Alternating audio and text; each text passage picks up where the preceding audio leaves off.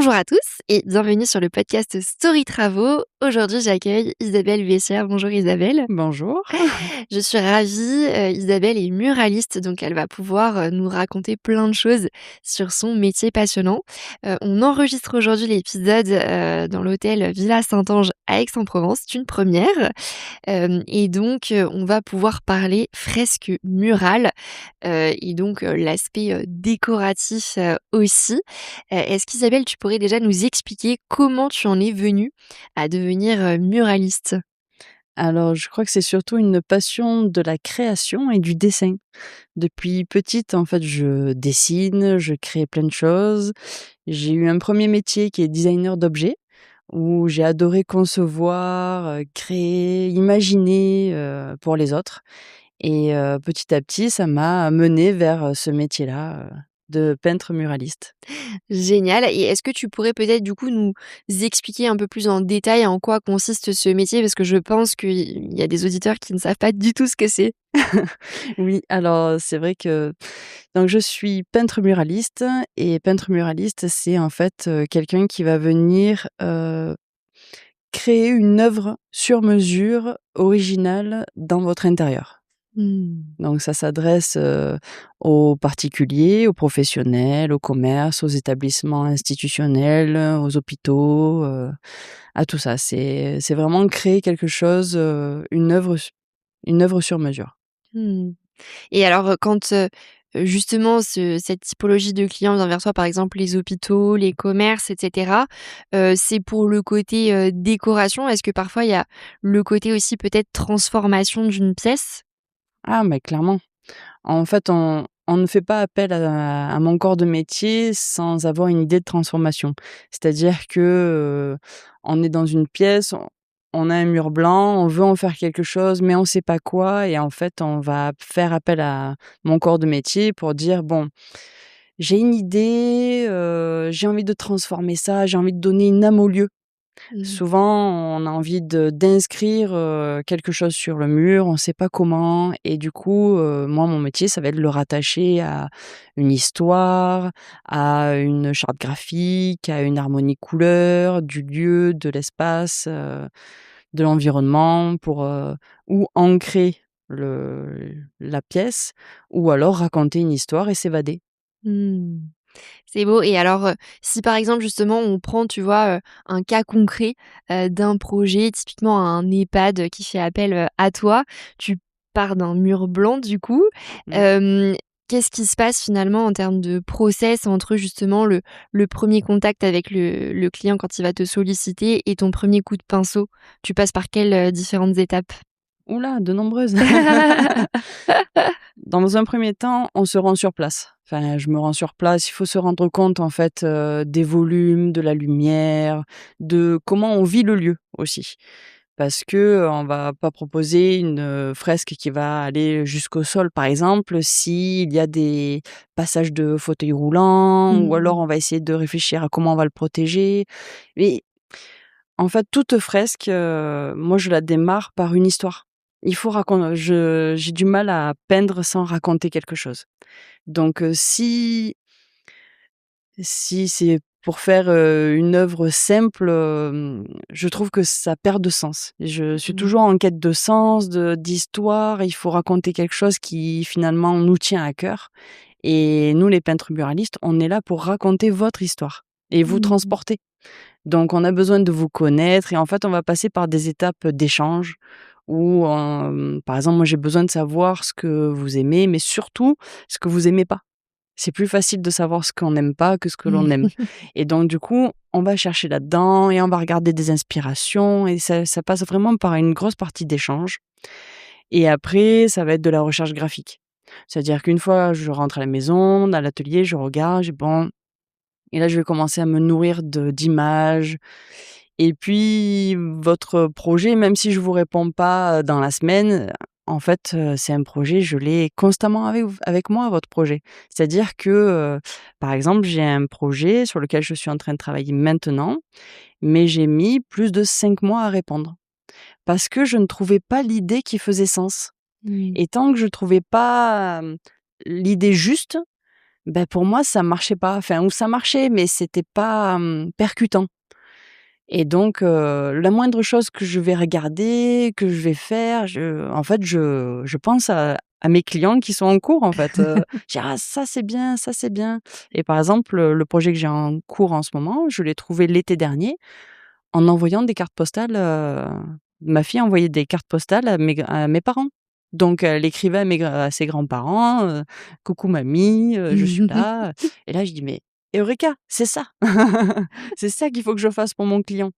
Et alors justement, est-ce que tu peux nous décrire le projet? Qu'est-ce que tu as Et bah, là, fait? du coup, en fait, c'est un projet pour l'hôpital d'Avignon, dans le service de la gériatrie, et c'est une correspondance d'une petite fille vers ses grands-parents. Ah!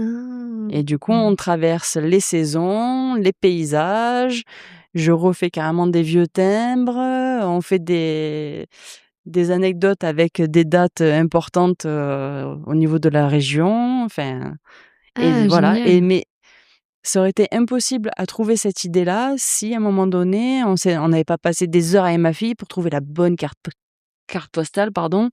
Hem et c'est tout ce processus-là, en fait, et Eh ce oui. processus-là, c'est vraiment ça naît toujours d'un échange avec le client, avec moi. On cherche, on regarde, je me mets dans les lieux, je prends l'ambiance, l'âme du lieu. Qu'est-ce qu'on veut faire? Où c'est qu'on veut aller?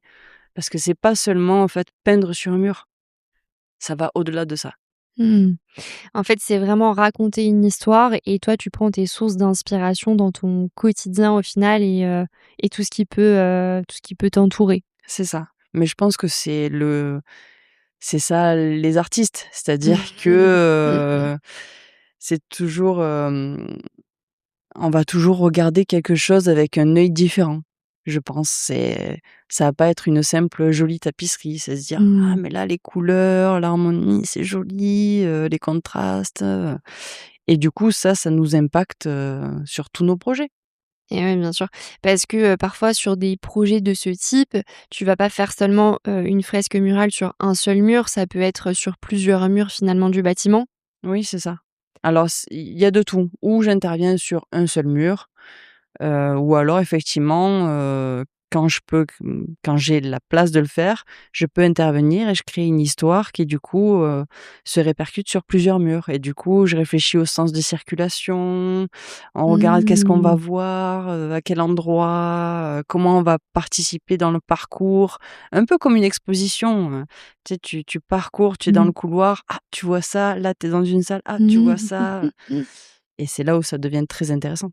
Et oui, alors c'est quand même des gros projets parce que, j'imagine que alors je me rends pas du tout compte du temps que ça te prend, tu vois? Par exemple, typiquement si on reprend, l'hôpital d'Avignon, si tu as fait plusieurs murs, combien de temps ça te prend, sur, tu vois la mise en «production» entre guillemets, le fait de la réalisation de ces fresques?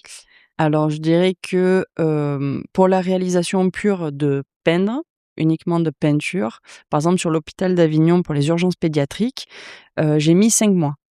5 mois à peindre, mais j'ai fait 31 fresques quand même. Ah C'était énorme. ah Il y ouais. avait tout un service à faire. Mais pour un projet comme celui-là, j'ai mis plus d'1 mois à concevoir toutes les maquettes. Et pour faire l'idée et le Mmh. parcours et réfléchir à tout ça, il faut bien compter 1 mois et demi, 2 mois, Et oui. à peu près. Parce que je vais dire: «Ah ça, c'est pas mal», et voilà, et après on part dans le processus, on réfléchit: «Ah oui, mais ça», et on commence à écrire, on commence à dessiner et dire: «Ah oui, ça c'est pas mal», et cetera, et voilà. Donc à peu près 7 à 8 mois finalement, Ah en oui, tout? oui. Ah Bah, c'est après là, c'est vrai, c'était vraiment un projet, d'envergure. Sur des projets plus petits comme, par exemple, l'EHPAD, à l'Île-sur-la-Sorgue que j'ai terminé, cette année là, au mois de juillet. Il a fallu, à peu près 3 semaines, un mois pour, de réalisation, mmh, réfléchir au projet, le concevoir et cetera, et il m'a fallu, 5 semaines de réalisation sur ouais. place. D'accord, donc oui, après évidemment ça dépend du projet, Mmh, mais en tout cas en termes de process, tu te renseignes d'abord avec le client, comprendre ce qu'il veut, c'est ça. ensuite tu passes par la partie, réalisation des maquettes enfin trouver l'idée, Trouver l'idée, exact. réalisation des maquettes et ensuite du coup, la réalisation, sur le terrain. Ah oui, oui, oui. Et c'est vrai qu'en off, on avait discuté un petit peu justement d'un projet, EHPAD où tu disais que la peinture devenait, quasi secondaire, au final. Est-ce que c'est parce que quand tu es sur le terrain, tu, développes aussi une certaine relation avec, les personnes qui fréquentent le lieu? Comment ça se passe? C'était quoi qui était, particulier sur ce projet-là? Parce que, alors par exemple, pour ce projet-là des hôpitaux en fait, c'est toujours un milieu un peu plus particulier que le reste. Les relations se font pas de la même manière, c'est toujours des projets sur lesquels je reste longtemps, donc les affinités se font, je me mêle aux gens, c'est, c'est une âme différente. Enfin, c'est une sensation, c'est une relation complètement différente et c'est vrai que, on n'a pas l'habitude de voir des fresques murales dans les services hospitaliers et que ce soit dans les urgences, à l'hôpital ou dans les EHPAD et par exemple là, à l'EHPAD de l'Île-sur-la-Sorgue, j'ai attaqué par une fresque qui était tout au fond du couloir en me disant: «Ça va nous permettre à chacun de prendre la température, de voir un peu comment on évolue» Mmh et puis il y a toujours quelque chose de curieux. Enfin, mon métier attire la curiosité, mh. c'est-à-dire que, de suite dans l'établissement: «Ah oui, ça y est, elle a attaqué». Alors les gens timidement, ils sont tous très timides, ils viennent dans mon dos, ils viennent voir: «Ah cela, c'est joli. Ah mais c'est chouette. Ah mais quand même je m'attendais pas à ça. Ah mais je voyais pas ça si grand, pourtant on a fait des maquettes et tout ça que tout le monde a vu mais voilà donc et là, vu que je faisais une fresque dans un fond d'un couloir et après dans une pièce de vie, dans la pièce de vie, je faisais 4 fresques et du coup j'ai dit: «Bah, je vais attaquer par celle-ci et puis je vais inviter le personnel soignant à peindre». Mmh. Parce Ah! que ça va être quelque chose, de collaboratif, de participatif, ça va les intégrer au projet. Il faut savoir que sur ce projet-là, en fait, j'étais mise en concurrence avec, d'autres artistes et en fait, c'est le personnel soignant, les familles et les résidents qui ont voté. Donc en Ah! fait, ils étaient déjà intégrés dans le projet Mmh. et du coup, je me suis dit: «En peignant et en les voyant vachement curieux de» et j'ai dit: «Bah, je vais les intégrer complètement». Donc du coup, j'ai fait tout mon fond et j'avais des grosses jardinières à remplir de fleurs et j'ai dit: «Bah, je vais leur laisser la place». Donc du coup, j'ai tout installé, des petits pots, les pinceaux, les machins, on a fait passer le message à tout le monde et je récupérais tout le monde dans les couloirs en disant: «Est-ce que tu as peint toi? Non, tu as pas peint? Allez, viens avec moi». Et du coup, voilà, ça fait la boucle est bouclée en fait dans ce genre de truc-là et tout le monde participe à l'œuvre qui est dans leurs locaux. Et c'est pareil, aux urgences pédiatriques, ça s'était passé ça aussi. J'avais fait une fresque, dans les, bureaux des médecins et des soignants et donc je commençais à peindre, enfin à dessiner et cetera et c'était vers la fin du chantier et il y a eu, donc un infirmier qui là, il dit: «Ah, tu pas un peu la chocotte là, parce que là on est juste derrière toi». Et en rigolant, il me dit: «Et si je prenais le pinceau?» Et bah, du coup, je me suis tournée, je lui ai donné le pinceau, j'ai dit: «Bah, vas-y». Et du coup, j'ai construit toute la fresque et en fait avec eux et Génial. c'était trop bien parce que, par exemple, les équipes de nuit, bah, je les voyais pas, bah, ils faisaient aussi la nuit. J'avais laissé des petites consignes, tout ça, machin et du coup, l'œuvre, ben, en fait, ils se l'ont, appropriée et c'était trop bien.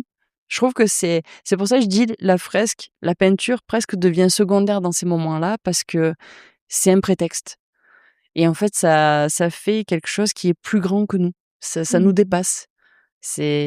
On inscrit les gens, on les fait participer, ils en ont un souvenir, tous se disent: «Ah mais jamais de la vie j'aurais pensé, peindre, sur mes heures de travail». Et je trouve c'est génial parce Ouais. que ça a une puissance, incroyable.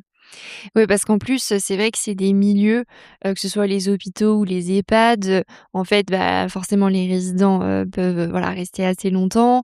Le personnel, c'est leur quotidien et donc ils vivent dans ces murs donc c'est vrai qu'ils les côtoient tous les jours et de Bah, oui. pouvoir apporter sa petite touche, entre C'est guillemets, ça et ça puis change. ça reste aussi des établissements de santé, donc on peut pas non plus, les décorer, comme si c'était notre bureau quand on est en tant que salarié. On peut pas mettre la photo de famille, ce genre de choses-là Mmh et mh. en fait, de participer à quelque chose comme ça, bah, ça les inscrit Mmh. dans le bâtiment. Et ouais, il y a ce côté au final où, ça reste un peu une aventure humaine, où j'imagine que toi, tu as dû faire des rencontres parfois qui t'ont marqué. Est-ce que tu as une rencontre qui t'a particulièrement marqué, hem?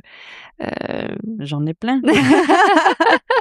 J'en ai plein, mais et ça va des choses très discrètes à des choses qui nous marquent vraiment, profondément, mais ça peut être, bah, par exemple, un papa avec son enfant, dont je n'ai pas reconnu la langue, qui est venu vers moi en me et j'ai compris que ça lui plaisait et que ça faisait plaisir à son enfant de regarder Mmh. et donc du coup, j'étais là: «Ah ben OK, ben merci»,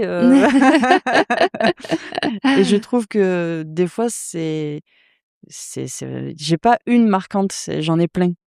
Parce que ça je disais, voilà, ça dépasse la peinture, on vit une expérience.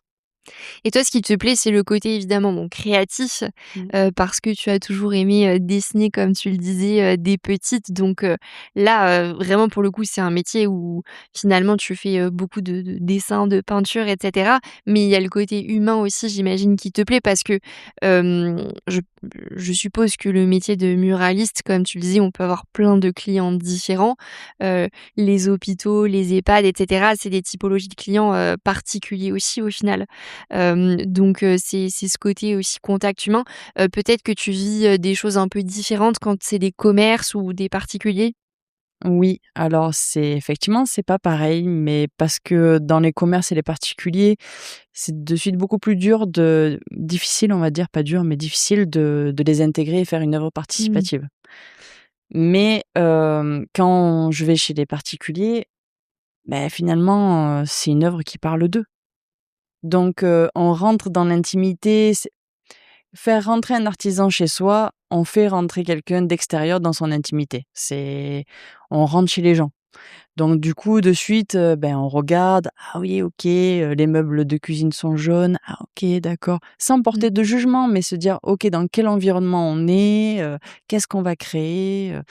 Là, au mois de mai, par exemple, j'ai rencontré un couple qui c'est exactement, je les ai rencontrés au mois de mars. Ils avaient acheté la maison.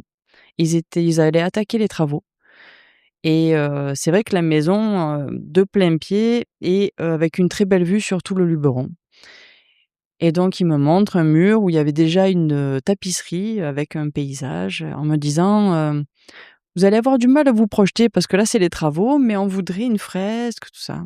OK, donc du coup, donc on discute, on fait une grosse partie d'échange pendant bien, 1 heure et demie pour dire: «Qu'est-ce que vous aimez pas? Vers quoi vous voulez Mmh. aller?» et cetera, machin. Et dire: «Mais en fait, quel est le but de cette fresque? Qu'est-ce que Mmh. vous voulez faire, en fait? Vous c'est quoi? C'est raconter quelque chose? C'est» et en fait, effectivement, il y a moins cette partie participative, concrète de peindre, mais par contre, je raconte votre histoire. C'est différent, c'est plus C'est différent. personnel. Ah, c'est complètement différent parce que on va venir et du coup, je vais rentrer chez vous et je vais voir ce canapé jaune, par exemple et du coup, on va se dire: «Oui, mais là, on va le rattacher au lieu et je vais prendre exactement la même couleur que le canapé pour Mmh. être raccord, pour que ça s'intègre parfaitement et là, j'aime beaucoup. Ah ouais, là, il y a ça. Ah mais ouais, qu'est-ce qui vous ferait plaisir? On pourrait faire un petit clin d'œil à un moment donné, ah ouais, bah, je viens par exemple de, telle région. Allez, on va faire un petit clin d'œil là-dessus», On fait vraiment quelque chose de sur mesure pour raconter l'histoire des gens. Et je trouve que c'est génial parce qu'il y a ce côté où finalement, alors évidemment, tu as ton style artistique, et comment dire? Tes idées, mais il y a ce côté où tu vas vraiment t'adapter aux clients. Parce que je sais que parfois, il y a des artistes qui ont leur manière de faire et en fait, c'est, comment dire, C'est un peu rigide peut-être? voilà, c'est ça. Parfois, il y en a certains ça dépend des styles, en fait, ça dépend des personnes et je trouve ça trop chouette, en tout cas, que tu aies ce côté où tu t'inspires vraiment, de l'histoire des gens et que tu veuilles intégrer tous ces petits détails, auxquels ils penseront, en fait, parce que, voilà, ils y vivent, tous les jours. Enfin, j'imagine que là, c'est pour de la résidence principale, donc Oui, oui, oui. quand tu vis tous les jours, tu passes dans ton salon et tu vois tous ces petits détails, qui font référence à ton histoire personnelle, c'est quand même, autre chose que, voilà, quand on paye, un artiste, pour faire, comment dire? Une œuvre qu'on aime beaucoup de lui, c'est pas la même chose, quoi, c'est différent. C'est pas pareil, c'est ça. Alors, effectivement, on pourrait, avoir un regard sur mon métier en me disant: «Finalement, j'ai pas de style». Enfin, j'ai pas un style propre. Mais finalement, je me dis: «Beh, mon style, c'est de m'adapter à mes clients» Mmh. et c'est alors, effectivement, après, il y a des choses que je ne ferai pas parce que je ne maîtrise pas la technique comme le tag, ce genre de choses-là. Je parce que je ne maîtrise pas la technique, du coup, je ne le propose pas. Mais par contre, on j'aime en fait m'adapter en me disant: «Ah bah, vous aimeriez un trompe-l'œil? Ah ouais, OK. Ah, vous aimez le style Bauhaus? Ah OK, trop bien. Mais c'est génial!» Pourquoi se contenter de faire un style et de faire, quelque chose de figé? Après je trouve ça très joli aussi, hein, attention, hein, mais je trouve ça tellement plus riche de se en fait, mes clients et les personnes qui viennent à moi sont «ma nourriture» entre guillemets parce que je me nourris d'eux. Chacun, on a, nos inspirations et nos goûts et nos choix colorés, culturels, tout et j'adore, en fait. Et ouais, bien sûr et justement par rapport à tous ces différents styles, ces techniques, est-ce que tu continues par exemple d'apprendre? Si un client te dit: «Bah, voilà, j'aimerais bien, ça ou tel élément et cetera, dans la fresque» et que tu sais pas forcément le faire, tu vas, te renseigner et tu continues d'apprendre, tu vois, dans ton métier? Alors oui, j'apprends, finalement continuellement, en fait, plus on peint, plus on pratique, plus on apprend de nouvelles choses et plus on Mmh. s'auto-challenge sur des rendus, par exemple et puis après, il y a aussi une partie où, je vais apprendre, la dorure. C'était quelque chose que je voyais d'un peu loin, je me dis: «Oh là là, ça a l'air compliqué ce truc-là» et puis finalement, allez, on y va, on se lance, on apprend, on fait une formation et on y va, on essaye. Oui, parce que c'est le côté aussi un peu challengeant de se dire, voilà, j'apprends des nouvelles manières de faire, des nouvelles techniques et après ça te permet toujours de proposer aussi plus de choses derrière et d'idées aux clients au final. C'est de rajouter des fonctions à notre palette, déjà qui est bien complète, mais de se dire: «Ah ça, c'est pas mal» et par exemple, ce que je vois depuis un moment, c'est d'apprendre à faire du faux marbre. C'est le truc que j'adorerais. Ah! Après pour le replacer dans un projet, c'est différent, mais rien que de en fait, je pense que quand on est dans mon corps de métier-là, nous sommes des éternels curieux. Et oui, bien sûr.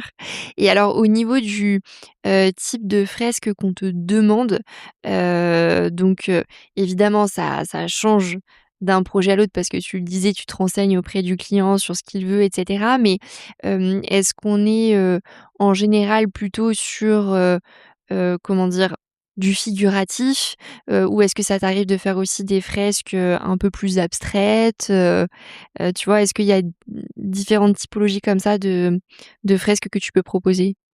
Ah oui, oui, ça va de du figuratif, de l'abstrait, de l'enseigne, de la signalétique, Il y a de tout. il y a de tout. Franchement, c'est très, très varié. Et au niveau des particuliers qui te sollicitent, c'est souvent pour de la résidence principale. Est-ce que tu as déjà eu des demandes, de la part d'investisseurs immobiliers pour de la location saisonnière, des choses comme Alors ça? oui, tout à fait. J'ai OK. déjà fait, pour, des justement des appartements en location, sur la ville de Gordes.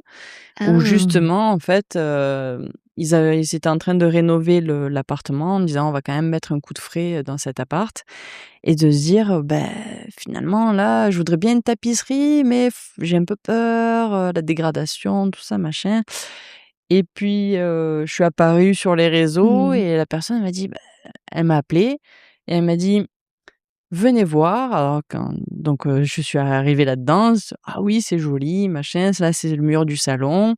Et j'ai dit: «Mais finalement, c'est quoi le but de faire une fresque là-dedans?» Il dit: «Bah, c'est de faire joli, de pouvoir se démarquer». Mmh. Quand finalement, on cherche des locations, et beh, celles où il y a un décor un peu plus particulier, on va s'en souvenir. Forcément. Voilà. Eh Donc ouais. c'est vrai que ça j'ai eu ce cas-là, une fois sur, la ville de Gordes qui effectivement, la personne cherchait quelque chose pour se démarquer et Mmh. qui finalement, n'était, guère plus cher que son idée de départ.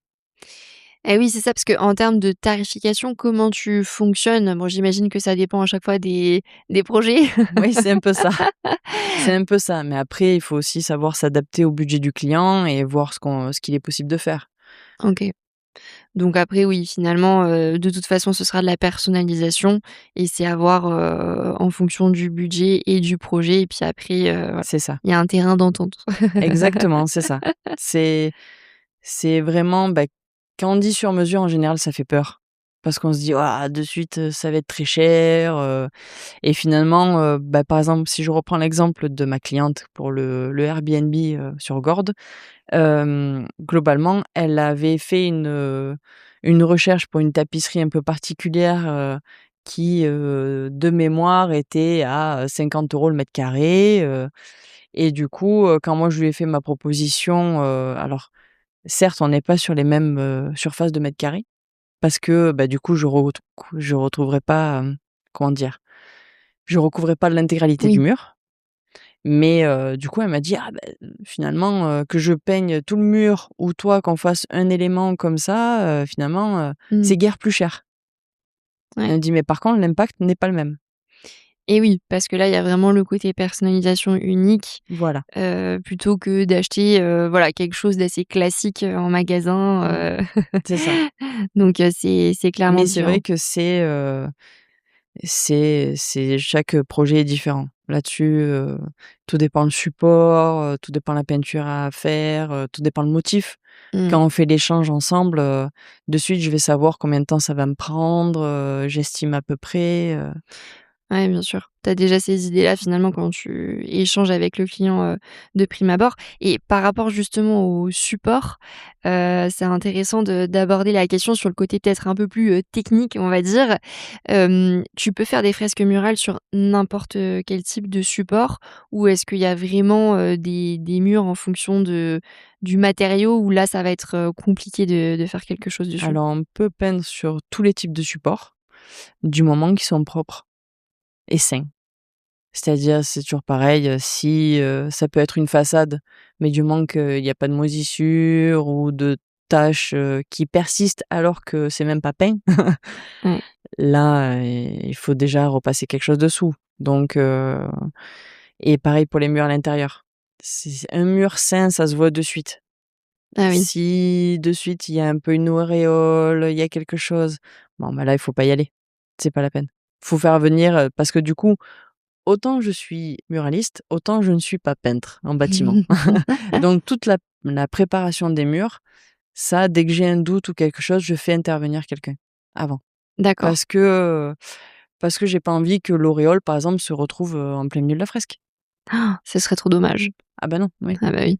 Et alors, en termes de type de peinture ou de technique, qu'est-ce que tu utilises, toi, de ton côté? Alors ça va être que des peintures professionnelles. J'utilise beaucoup, principalement 2 marques, mais donc c'est Colibri Peinture. C'est une peinture, végétale et le comptoir de l'ours. C'est là OK. où beaucoup de peintres, pros vont se fournir et je trouve la peinture très bonne aussi. Parce que, pour avoir déjà fait des essais, en fait, avec des peintures qu'on achète dans le commerce, ça a pas le rendu, ça s'étale pas bien et puis moi j'ai besoin que la peinture elle soit fluide, Mmh. couvrante, Mmh. tout de suite donc si c'est pour passer quatre couches, sur mon petit bout, c'est pas agréable. C'est pas agréable à manipuler donc vraiment de la peinture pro, c'est ce qu'il y a de mieux. Et est-ce que c'est finalement le même type de peinture qu'on applique sur un mur, classique quand on peint, je pense aux tu sais, aux peintures, velours, satinées ou mat? Ou est-ce que c'est un autre type, de Non, non. peinture? C'est Moi, pareil? je suis très adepte de la peinture velours Mmh. parce que ça a pas ce côté brillant du satiné, ça a pas ce côté mat où on met le doigt et tac, ça marque. J'aime beaucoup le velours et non, c'est de la peinture murale, enfin classique, mais professionnelle parce que, ça a vraiment une autre tenue, une autre qualité et puis ils ont fait quand même tous de très gros efforts. C'est que ce sont des peintures qui sont pas odorantes. Mmh. Donc ils ont fait quand même énormément d'efforts là-dessus pour, le confort, pour la qualité de l'air, pour le confort des applicateurs, pour tout le monde. Enfin, moi, quand j'interviens, que ce soit dans des hôpitaux, chez des particuliers, dans des commerces et cetera et puis moi-même, je suis la première à ne pas aimer l'odeur de peinture qui reste pendant 3 semaines. Ça, c'est sûr. C'est horrible. C'est horrible. On vit dedans, ça nous donne mal à la tête, non, non, non. Non, pas du tout. Ah oui, ouais. Donc je suis la première à pas aimer ça et du coup, je ne la propose pas d'entrée à mes clients. Je vais chercher des produits pro qui sont sans odeur, qui marchent très bien, qui parce que, quand je suis chez des particuliers ou dans des hôpitaux ou autres établissements, j'aime être discrète. C'est-à-dire que, on vit dans le lieu. Je Mmh. suis pas seule, je suis pas dans un bâtiment, neuf et désaffecté. Il y a de la vie autour de moi. Donc si c'est pour que la peinture, elle sente, elle embête les gens pendant qu'ils dorment, Mmh. pendant qu'ils se reposent ou pendant qu'ils sont à l'hôpital avec le bras cassé ou je ne sais quoi, non, c'est pas la peine. Il faut pas moi j'aime, voilà, intervenir, il y a quelque chose qui se passe lors de l'intervention, on crée quelque chose avec les passants, le public, les soignants et cetera.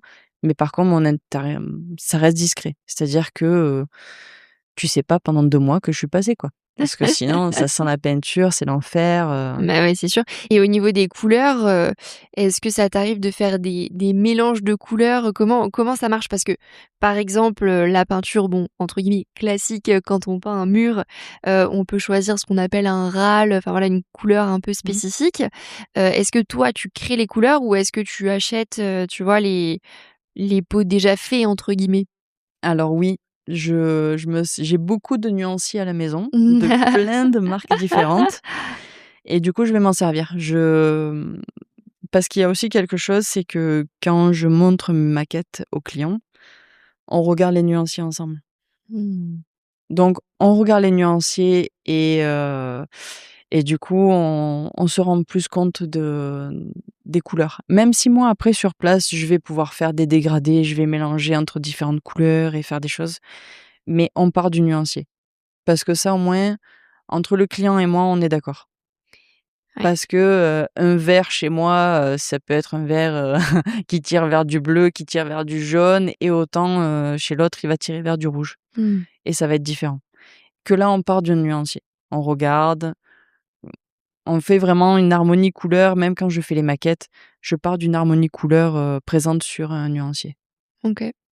Ouais, au moins ça Ça fige, il y a pas de, en gros, il y a pas de discours à avoir, c'est on est d'accord sur le nuancier, on sera d'accord sur ce qui va se passer. et oui, parce que les couleurs, c'est vrai que c'est très particulier, tu le fais sur la maquette, ça va pas forcément rendre du coup la même chose, quand ce sera peint, sur le mur, en Ouais, je fait. pense qu'on l'a tous fait à un moment donné dans notre vie, d'acheter un pot de peinture où on avait une toute petite languette, blanche un peu rosée en se disant: «Ça va passer» et une fois qu'on a fait notre mur de 4 m² qui est complètement rose, là on se dit: «Ah non, ça va pas, Ça va pas du tout. ça va pas du tout». Donc voilà. Ouais. Et donc c'est vrai qu'il y a tellement de différences entre ce qu'on voit à l'écran. Déjà moi quand je le produis, donc j'utilise vraiment, la pipette et cetera comme il faut avec le bon code et cetera. Mais de mon écran au vôtre déjà, c'est pas la même luminosité, c'est pas pareil. Alors si en plus on l'imprime et si en plus après on l'applique, différent, c'est une galère.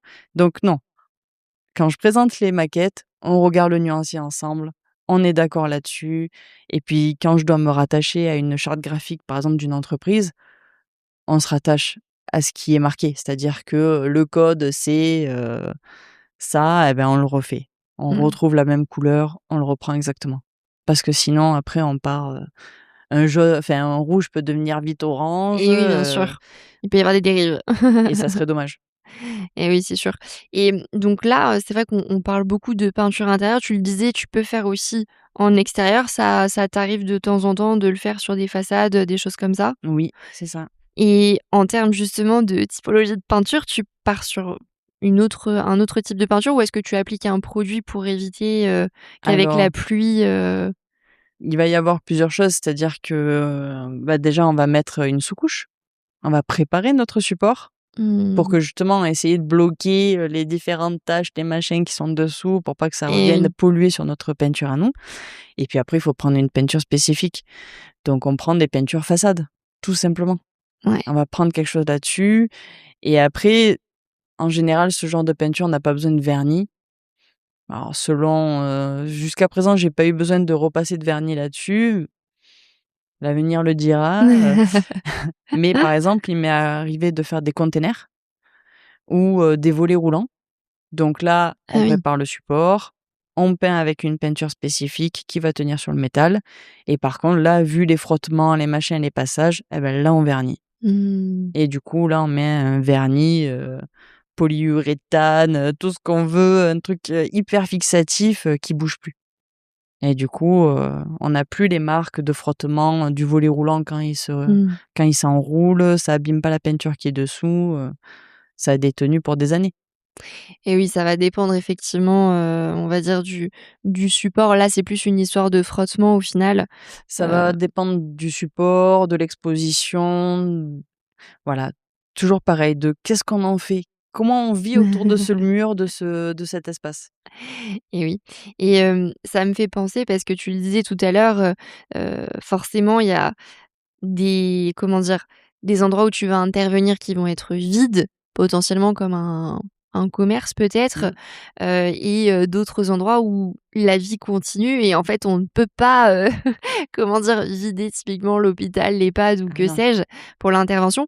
Et comment justement ça peut modifier ton organisation ou ta manière de travailler? Est-ce qu'il y a un impact ou pas tellement au final?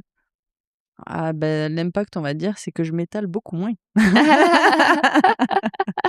Non, mais on va à chaque fois, c'est réfléchir comment je vais intervenir, quel matériel, prendre, vraiment ce qui est, indispensable, comment je vais venir. Ah ben là, il faudrait peut-être avoir une desserte, une petite table et comme ça je limite, mon emprise au sol, Mmh. j'ai pas de trucs qui traînent par terre, ou est-ce qu'on peut fermer la pièce?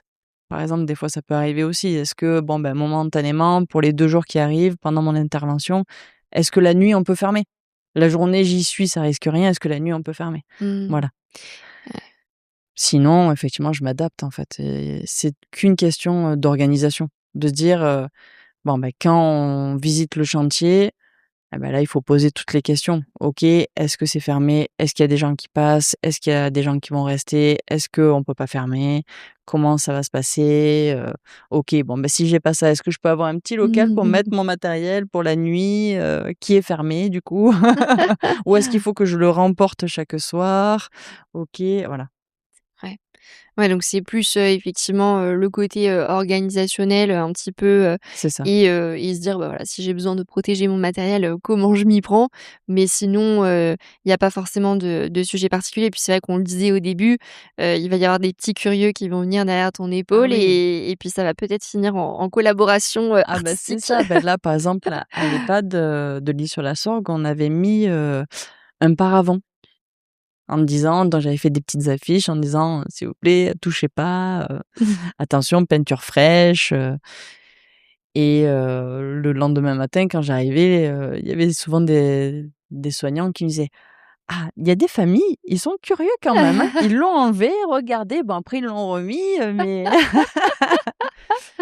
mais c'est bien. Je trouve que ça participe au truc, mais oui, c'est tout ça, c'est des échanges à avoir, dès le premier rendez-vous de dire: «OK, attends, comment on va faire là? Mmh. Comment vous avez imaginé la chose? Parce que vous voulez me faire intervenir là, dans cette pièce de vie, mais Comment vous avez imaginé ça? Est-ce qu'on peut mettre en place quelque chose ensemble? Est-ce que c'est moi qui le prévois? Comment on le fait?» Voilà, Ouais, tout s'anticipe. c'est ça, De toute façon, pour qu'un chantier se passe bien, il faut anticiper. c'est ça. Faut poser toutes les questions qu'on a. Faut faut pas hésiter, en fait. Parce que le moindre doute qu'on va avoir, mais c'est sûr, on va tomber dessus. C'est certain de se dire: «Est-ce que là, la fixation, ah bah, c'est sûr, on va tomber dessus, bim». Eh oui.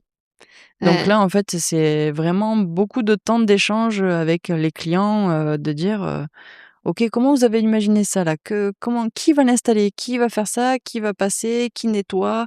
Attendez, là, le produit pour le sol, vous l'utilisez des fois pour les murs? Oui? Ah! ah, ah. Alors attendez, je vais en prendre un échantillon, le tester chez moi et je reviens vers vous». Et oui, parce que dans les hôpitaux, parfois, ils viennent à nettoyer les murs donc quel est le produit? Est-ce que ça c'est très corrosif ou pas? Et oui, parce que c'est ça que j'allais justement poser comme question aussi, c'est de se dire, effectivement dans des bâtiments comme les hôpitaux ou les EHPAD, vu qu'il y a le côté médical, est-ce qu'on a besoin d'adapter certaines techniques ou certains produits? Alors c'est vrai que j'avais le côté, comment dire? Enfin, c'est pas vraiment un impact sur la santé, mais je me posais la question, est-ce que parfois les hôpitaux, tu vois, t'imposent justement d'utiliser certains produits ou pas d'autres? Mais au final, comme tu le disais, vu que tu utilises des peintures, Mmh. qui sont bio et cetera, il y a peut-être, pas de risque en soi de toute façon, pas de Non, sujet. il y a pas de sujet là-dessus parce que ça reste des peintures professionnelles. Oui. C'est pas quelque chose qu'on bidouille dans notre coin, quoi. C'est vraiment, on est suivi, il y a quand même, si jamais il y a le moindre doute, avec les services techniques, on peut leur fournir la fiche technique des peintures en disant: «Voilà, on va utiliser, telle peinture qui a telle qualité, Mmh. qui tel impact environnemental, tel machin», et ça, les fournisseurs de peinture le fournissent très volontiers. Ouais. Je veux dire, il y a pas de souci. Donc sur ça, il y a pas de sujet. C'est plutôt l'impact de l'usage au final de se dire: «Bah, OK, Mmh, si effectivement on lessive le mur, c'est ça. régulièrement, là, tu es obligé de t'adapter au niveau des produits que tu utilises». Mmh mh. Ou alors, par exemple, chez les particuliers, on va réfléchir au passage et à la vie qu'il y a dans cette maison. Il y a des enfants en bas âge ou pas? Est-ce qu'ils ont tendance à mettre les mains sur les murs? Et oui. À laisser traîner les doigts le long du mur? Est-ce que, derrière devant le mur, est-ce qu'il va y avoir une table avec des chaises? Est-ce que potentiellement il va y avoir des petits coups de chaise? Mmh. Donc est-ce qu'à cet endroit-là, donc c'est réfléchir un peu à ça et j'ai une anecdote là-dessus, c'est que j'avais réalisé en 2022 une, fresque, donc c'était une Remanta chez des particuliers et entre-temps, ils ont eu un dégât des eaux Mmh. et il a fallu la refaire et du coup, pour la refaire et quand on l'a refaite, cette année, du coup, on l'a fait légèrement plus haute. Parce OK. que l'enfant a grandi. Eh oui! Ah oui! Leur enfant a grandi et du coup, on l'a légèrement fait plus haute pour pouvoir éviter qu'il y ait des traces en bas, et qui viennent sur la fresque. Ah Parce que du oui, coup, beaucoup plus facile à lessiver si c'est son mur blanc ou voilà. blanc, tac, Mmh, tac, mmh, tac, mmh. que là où il y avait la fresque. Bien sûr. Et ouais, c'est des éléments auxquels il faut penser en fait, C'est ça. Oui, oui, oui, ça, c'est ça, ou alors ça va être des enfants curieux. Par exemple, j'avais fait le fond d'un couloir qui était entre 2 chambres et du coup, ça se retrouvait entre les 2 chambres des enfants et le soir, les enfants tellement curieux avaient mis les doigts dessus, la maman m'appelait en disant: «Oh mais ils ont déjà mis les doigts dessus et tout machin». J'ai dit: «Mais vous inquiétez pas, on va mettre un grand coup de vernis, ça va plus bouger, vous en faites pas». Mais La c'était panique à panique à bord. bord, ouais. Et oui, je comprends parce que bon, c'est vrai que, la fresque, l'idée, c'est pas de la faire refaire, sauf si on a un Non. dégât des eaux, par exemple. Mais bon, s'il faut la refaire effectivement, régulièrement parce que, les enfants, Ah ben non, c'est mettent pas leurs petits l'idée, doigts, c'est pas il faut l'idée. que ça tienne dans le temps, il faut que ça si vous la changez, c'est que vraiment on change de décoration de l'intérieur et qu'on vous changez d'horizon, quoi. Et oui, bien sûr. Et alors, est-ce que ça t'est déjà arrivé, d'avoir une idée, sur laquelle tu commençais à partir et au final pour un projet, tu vois? Et au final, en discutant davantage, avec, comment dire? Les résidents, ou, les salariés, les soignants, tu as dû un peu réadapter finalement le projet? Changer en cours de route? Alors, je réfléchis et je me dis que non, j'ai pas fait ça en cours de route. OK. C'est-à-dire que, je vais plutôt passer du temps à concevoir de mon côté et tant que ça a pas fait le eureka, je vais avoir du mal à présenter quelque chose. Si je crois pas en mon idée, je vais pas la présenter, en fait. D'accord. Ou je vais vous présenter quelque chose qui sonnera faux et vous allez le sentir malgré tout et ouais, non, c'est pas de changement en cours de route, mais je vais peut-être mettre plus de temps à arriver avec l'idée juste. Mmh. Par contre, une fois que j'ai l'idée juste et que je vous la présente, en général, ça fait sens chez vous et vous me suivez. Ça match. Mais voilà, je vais peut-être mettre plus de temps à avoir l'idée juste, à avoir quelque chose qui fait sens avec les bonnes harmonies couleurs, avec, Mmh. le bon ancrage pour avoir vraiment un bon impact. C'est vraiment le travail en amont, en fait, Oui, qui change tout. c'est ça et souvent ça naît de l'échange de toute façon qu'on a avec le client, mais et comme j'avais dit, c'est vraiment des fois on va penser à votre projet pendant des mois, des semaines, à se dire, «Tain là j'ai pas trouvé le truc», et puis on va croiser quelque chose sur un magazine, dire: «Ah ça! Ah ça c'est trop bien! Ah mais comment je vais pouvoir faire? Ah réfléchissons 2 secondes» et là Et tac et c'est parti. et ouais, bien sûr. Ouais, je comprends. C'est vraiment, le une fois que tu as trouvé l'idée, tu sais qu'en fait, finalement, ça va Mmh. fitter et que ça va plaire au client parce que tu t'es inspiré de toute façon de tous les éléments dont vous avez discuté donc On a fait beaucoup d'échanges avant donc ça élimine beaucoup de choses ouais. déjà mais par contre, il peut y avoir des évolutions. De se dire en cours de Mmh. route, de se dire: «Ah ben là j'aimerais bien, une petite touche, d'un truc là, parce que, je suis fan de ça», et ben allez tac, on le met. Un petit complément.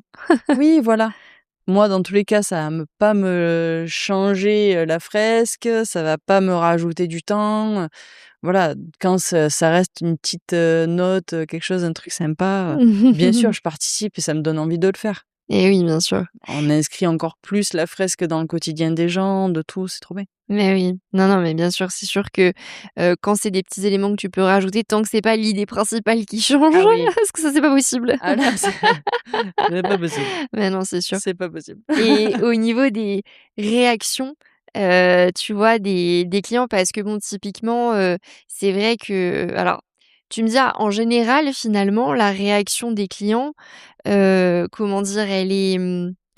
Elle est progressive parce que finalement, ils fréquentent le lieu donc au final, ils ont un petit peu la vision, l'évolution de la fresque, Mmh. sauf peut-être dans les commerces, s'ils sont vides et que tu interviens et que le client découvre à la fin. Je sais pas si ça t'arrive d'avoir des Non, clients qui découvrent d'un coup la non, fresque? j'ai toujours le client qui est avec moi. Mmh. Moi, de mon côté, j'aime ça parce que ça l'intègre au projet.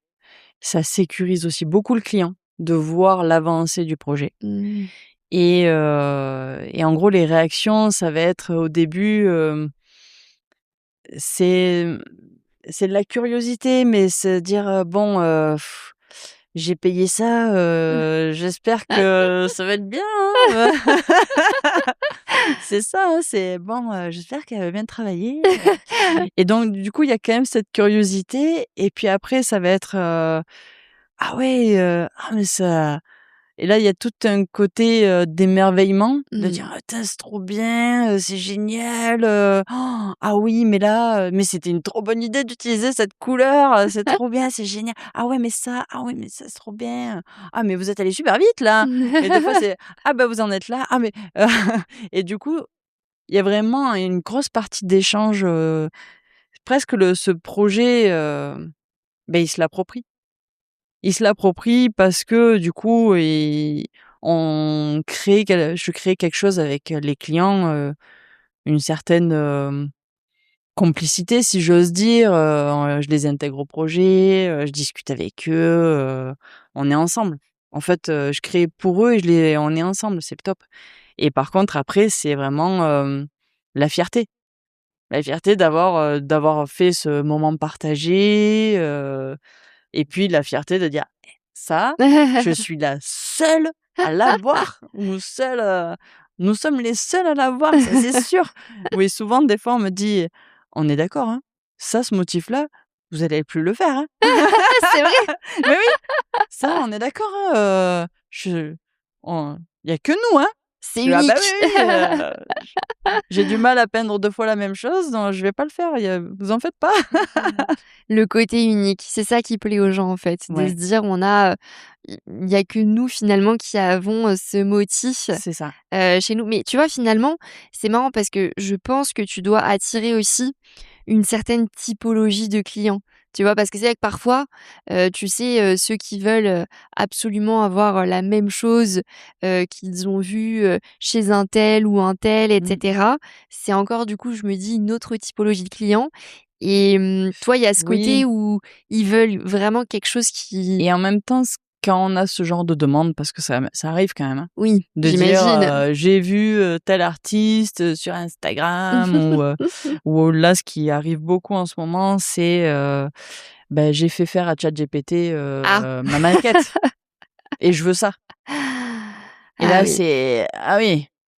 Eh ben ouais, mais ça, c'est une image, c'est pas moi qui vous ai fait la maquette, il y a quand même un coup de pinceau qui sera derrière qui va pas ressembler à ça, et pour ça, c'est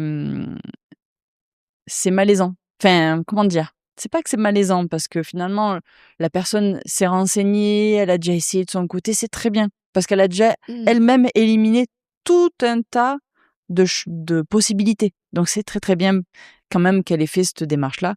Par contre, ça coupe l'herbe sous le pied de la personne qui va créer. C'est de dire: «Ah oui, mais là vous venez avec une image, votre mur il est plein, il y a pas 1 cm² qui est libre, où ça Mmh. va respirer et c'est une chambre d'enfant». Ouais. Ah ouais! Ah ouais, mais je voyais pas ça comme ça moi. Vous m'avez parlé de faire des petits poissons, des machins, des trucs, et là on est sur un mur qui est plein, qui déborde de partout. Ah oui! Ah bah, c'est pas du tout le même travail. Eh oui. Donc là souvent, c'est la douche froide, dans les 2 sens. Parce que je vais dire: «Ah bah, pour atteindre ce rendu-là, ah bah, ça va être tel tarif». Par contre, je vous ferai pas moi ce rendu-là, autrement. Enfin, si vous voulez quelque chose, on peut s'accorder. Il y a toujours la discussion, mais en général, quand on arrive avec ce genre de truc-là, la discussion est de suite coupée. Je sais Eh pas oui. comment expliquer, mais vu que quand même, quand on fait appel à mon corps de métier, tout naît d'un échange. On a envie de personnaliser quelque chose et la personnalisation se fait par un échange. Dans D'avoir fait toute cette démarche-là, c'est quand même bien, mais ça coupe l'herbe sur, l'échange du truc. C'est de dire que souvent les gens vont avoir du mal aussi à se projeter. Donc ils font ça pour, se projeter et pour, avancer dans leur projet, ce qui est très bien aussi que c'est toujours pareil, il y a pas de bonne ou de mauvaise façon de faire. C'est juste que par rapport, moi, à mon métier, je trouve que des fois c'est pas facile parce que la personne reste ancrée avec son idée du mur plein, hyper bariolé, et que moi du coup, en voyant ça, j'ai non, je voyais quelque chose de plus léger, de plus doux, ou peut-être avec une autre harmonie couleur ou Oui et puis, j'ai envie de dire quand on fait appel à un muraliste, finalement, il y a le côté créatif qui vient avec. C'est pas mmh, juste de l'exécution. C'est ça oui, aussi, il y en a de fait. ça, il y a des 2 parce que ça peut être, une enseigne, c'est de l'exécution. Oui, c'est Voilà. sûr. On arrive, on exécute, ça va être avec notre manière de faire et cetera, notre patte, et du coup, c'est ça qui fait le charme parce que du coup, on va voir les coups de pinceau, par exemple. Et ben Mmh. ça, c'est trop bien, on va le voir, c'est beau, et voilà, c'est vraiment le métier de muraliste, ça naît d'un échange avec d'autres clients. Ouais. Donc des fois, on peut exécuter et des fois, je me dis: «Bah, même si on vient avec une idée figée», enfin une idée qu'on a tirées de Pinterest, ChatGPT ou je ne sais quoi autre. Il faut laisser la place, en fait, à la discussion derrière. De dire, parce que nous, ça nous sert quand même, de dire: «Ah oui! Ah mais vous vouliez tout ça? Ah ouais! Ah d'accord! Ah mais vous vouliez 5 couleurs? Ah d'accord! Ah bah trop bien! OK, donc j'avais pas du tout imaginé cette palette-là de couleurs, mais pas de problème». Mais par Mmh. contre, voilà, faut pas se dire: «J'ai fait ça sur ChatGPT, je veux ça». C'est un peu dommage, je trouve. Parce qu'on arrive, on a notre histoire nous aussi et que quand on peint et beh, on peint avec notre histoire et tout ce qu'on sait et tout ce qu'on a appris dans nos études d'art ou autre et on vient nourrir le projet. Donc si on vient pas nourrir le projet, bah, c'est un peu dommage. Du coup, autant faire imprimer une image. Et oui, oui, parce que Et ça peut se faire en fait d'imprimer, c'est ça, finalement directement, et de faire comme un papier peint c'est ça. C'est et donc c'est ça, c'est toute la nuance du truc, c'est que c'est bien et c'est pas bien. oui, bien sûr et tu vois l'intelligence artificielle un peu comme une menace ou c'est un outil utile, qui peut donner des idées en termes de créativité, mais après de toute façon, on n'aura jamais, entre guillemets, le côté artiste, qui comme tu le disais, en fait, c'est hyper intéressant ce que tu disais juste avant. C'est le côté où, chaque muraliste a son histoire, son expérience, ses projets différents et donc du coup, quand tu fais appel à un muraliste en particulier, tu aimes effectivement ce qu'il dégage au niveau des différentes fresques qui ont été réalisées et ça pourra jamais vraiment être, réalisé par l'intelligence artificielle parce que Et puis il y a des nouvelles, pratiques qui se sont faites avec ça. C'est-à-dire que, alors pour répondre à ta question en premier, l'intelligence artificielle, moi je vois ça plutôt comme un partenaire. C'est-à-dire que, malgré tout, on est quand même très seul dans notre métier. On cogite beaucoup avec nous-mêmes, hein, en disant: «Ah oui, ça c'est joli», mais on n'a pas le dire: «Et toi, qu'est-ce que tu penses?» Donc c'est vrai que moi, j'utilise l'intelligence artificielle pour cette partie de discussion. Pour dire: «OK, là je suis sur un projet», alors des fois ça m'aide, mais des fois pas du tout. On n'est pas du tout d'accord. Des fois l'intelligence artificielle n'est pas d'accord avec mon projet. On n'est pas du tout sur les mêmes projets artistiques. Mais c'est pas vide de sens. C'est-à-dire que quand même ça propose quelque chose et je me dis: «Ah ouais là quand même dans ce flot d'informations, là il y a une ligne, là ça me plaît. Mmh. OK, donc je vais récupérer ça». Et j'ai dit: «OK, alors ça c'est pas mal, qu'est-ce que je peux en faire?» Alors je me le note en général et puis parce que j'ai des cahiers de notes pour faire un projet et je me dis: «Ah ouais, non, ça ce que ça avait dit, c'est pas mal». Alors du coup, je rediscute, je dis: «Alors, qu'est-ce que tu en penses? Ça, tac tac et tout machin et comment je pourrais intégrer ça?» Ça va proposer quelque chose qu'autant je prendrais pas, comme autant je peux prendre. J'ai: «Ah oui» et puis après je vais moi le détourner à ma façon à moi. Donc non, l'intelligence artificielle, il faut pas le voir comme un concurrent, si j'ose dire. Il faut se servir de la technologie, franchement, c'est très bien fait dans mon métier, je m'en sers de la technologie parce que, par exemple, je me suis équipée d'un casque, de virtualité augmentée. Ah! C'est génial!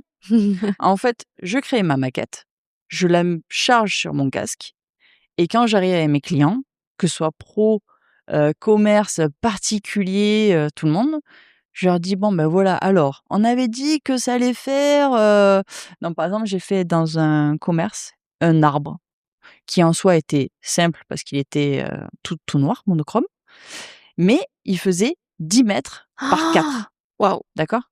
Donc c'était quand même assez imposant. Et du coup, donc j'avais ma cliente que je lui avais fait une maquette et puis je sentais bien qu'il y avait un petit truc et j'ai dit: «Beh, ça vous dit de le voir? En fait, de voir ce que ça va donner?» «Ah bon, on peut voir et tout?» «Beh oui». Donc je mets le casque, je le programme et cetera et en fait, on peut avec ce casque-là, en fait, on peut projeter notre dessin sur le mur et aller de l'autre côté de la pièce et regarder ce que ça va donner et on peut Génial. bouger tout autour de ce mur et ça notre dessin bouge pas. C'est comme s'il était épinglé sur le mur et en fait, on peut naviguer tout autour et en fait, cette cliente-là m'a dit: «Mais c'est génial!» Elle me dit: «Moi, je n'arrive jamais à me projeter». Et ben là, c'est trop bien.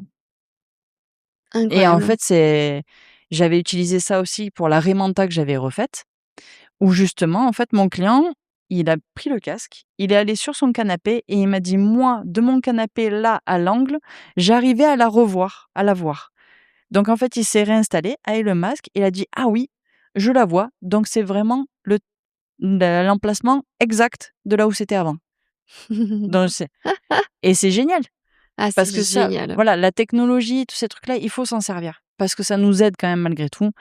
Après, il y a des pratiques qui se font, c'est-à-dire qu'il y a des personnes qui, impriment sur les murs avec des imprimantes, verticales. Ah oui, Ça se fait beaucoup maintenant. j'en avais entendu parler. Ouais, avec des prix, mètre linéaire qui sont pas si exorbitants que ça, enfin, en soi, enfin, tout est une question, de tarif, mais je veux dire, et ces personnes-là, en fait, utilisent les banques de données d'images et impriment l'image. Mmh.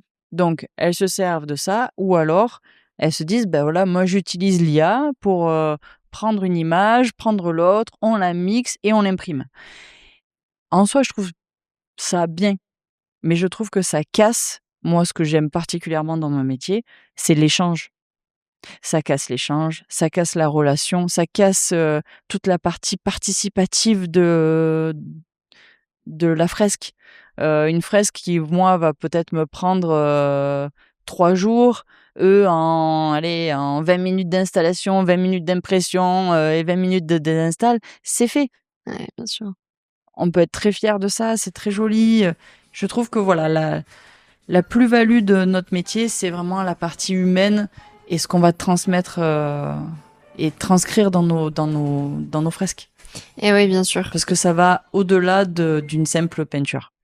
Oui, c'est ça. Si on fait venir quelqu'un comme ça, c'est que on fait on crée un échange et en fait, on va presque plus se rappeler de l'échange que, de la peinture en soi. Pourquoi finalement on est atterri là? Ah oui, parce qu'il y a ça, il y a ça, il y a ça, on va se rappeler que oui, c'est quelque chose qui nous correspond, mais finalement l'échange qu'on a eu, bah, c'est trop bien Mmh. et ça c'est hyper marquant. C'est Ouais. comme on se rappelle très bien d'un restaurant où on a mal mangé, parce qu'on a une expérience affreuse, qu'un restaurant lambda où on a plutôt bien mangé. Et là, une expérience où on a vraiment un très bon souvenir, on s'en rappelle aussi.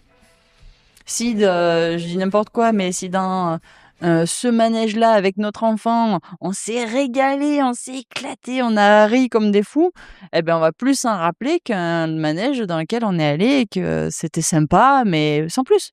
Et bien sûr. Eh ben, ça fait partie de l'expérience. Ça fait partie de l'expérience, mais c'est exactement ça. En fait, c'est vrai que, souvent, moi, je dis que dans l'immobilier, tu vois, c'est beaucoup une affaire de relationnel et finalement, encore plus avec, le métier de muraliste. Mais je pense que c'est aussi le côté, créativité qui joue. L'idée, c'est aussi de, voilà, de vouloir, procurer, j'imagine une émotion avec, la Ah fresque oui, murale, que ce soit pas platonique, en fait, qu'il c'est ça. y ait Ah, on crée de l'émotion parce qu'on est obligé d'aller dans l'émotionnel quand on est chez les personnes. Peu importe là où on va parler d'eux, on va transcrire quelque chose d'eux, donc on touche une corde sensible quand même malgré tout et c'est ça qui marque les esprits, eh vraiment. oui. Et tu le disais, alors c'est vrai que vous êtes, plusieurs muralistes dans le collectif, Les Filles du BTP. Collectif d'ailleurs, j'ai déjà reçu, plusieurs, Ah oui? plusieurs artisanes sur le podcast, de ce collectif et en fait, c'est assez intéressant parce que tu me disais, il y a une question à laquelle vous avez du mal à répondre, c'est est-ce que vous êtes artisane ou artiste? C'est ça, c'est un éternel débat. Et oui, c'est un éternel débat et c'est vrai qu'avec tout ce qu'on a vu aujourd'hui, dans l'épisode, il y a ce côté, créativité et ce côté projet, qui est, effectivement, un peu différent de ce qu'on a l'habitude de voir, chez les artisans et chez les artisanes. Dans le sens où, voilà, il y a des métiers qui vont être plus exécutants, on va dire, alors que là, il y a toute cette partie, création, que vous mettez en place au final. Bah, c'est ça. En fait, on est des artistes artisanes, si j'ose dire.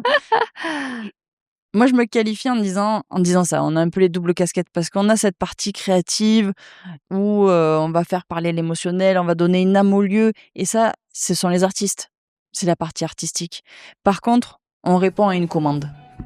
Je veux dire, quand on nous appelle, on répond à une commande. On veut faire quelque chose dans une pièce, on répond à une commande parce que on veut intégrer tel ou tel logo ou telle charte graphique ou telle chose. Donc, pour moi, on a les 2 casquettes parce que vraiment on crée et en même temps on exécute. Ouais. On a la double casquette et c'est notre éternel débat, nous, dans l'asso, c'est de dire: «Mais on est quoi?» Alors, certaines personnes disent: «Mais non, vous êtes des artistes et tout ça» et du coup, au final, quand moi je viens me présenter, dans des réseaux d'entrepreneurs ou autres, je dis finalement: «Je suis artiste de fresques murales». Parce que il y a quand même ce côté artistique qui prend le pas sur le reste. Ouais, bien sûr.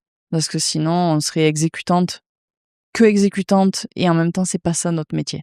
On Et n'est oui, pas bien que sûr. exécutante, on s'adapte.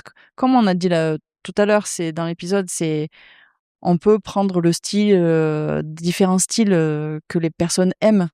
Donc on navigue entre plusieurs choses et on va chercher quelque chose qui est percutant, impactant, émotionnellement fort, il y a de tout.